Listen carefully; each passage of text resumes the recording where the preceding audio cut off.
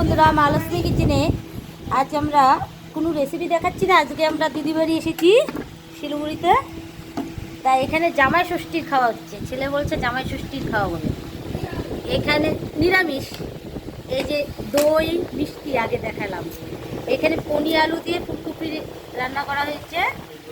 এখানে পাতা আচার, এখানে তিতা ডাল, পাঁপড় ভাজা, সাদা ভাত, আর এখানে তো আগে শাক খাওয়া হয়ে গেছে। এই যে শাকটা দেখাচ্ছি, এই যে ঢেঁকির শাক, উস্তা আলু ভাজা, করলা আলু ভাজা। তা আজ আমরা বদ্দির বাড়ি এসেছি শিলিগুড়িতে, একটু করে চলে যাব। আজকে তোমাদের আমি কোনো রেসিপি দিতে পারিনি। এই যে বদ্দির বাড়ি, ওই যে আরেকজন ভিডিও করি। এই দেখেন রান্নাঘর।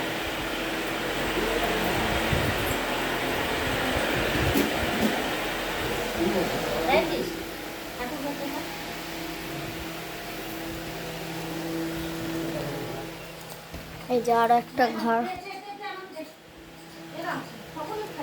ঠাকুর আছে।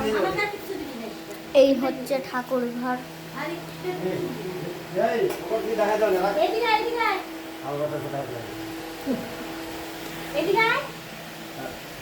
কেমন হচ্ছে রান্নাটা? বা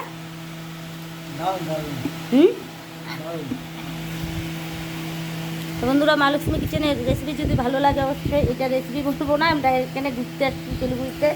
তো যদি ভিডিওটি ভালো লাগে অবশ্যই লাইক কমেন্ট শেয়ার সাবস্ক্রাইব করবেন। মহালক্ষ্মী কিচেন এরকম নতুন নতুন ভিডিও দিবে।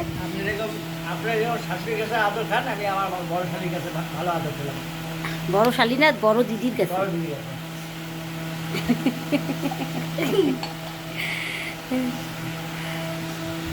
তা এখানে ভিডিওটি শেষ করছি। নমস্কার বন্ধুরা, আবার যেহেতু চলে যেতে হবে, আর একটু করে রওনা দেবো খেয়ে দিয়ে। আর দেরি করবো না বাবা।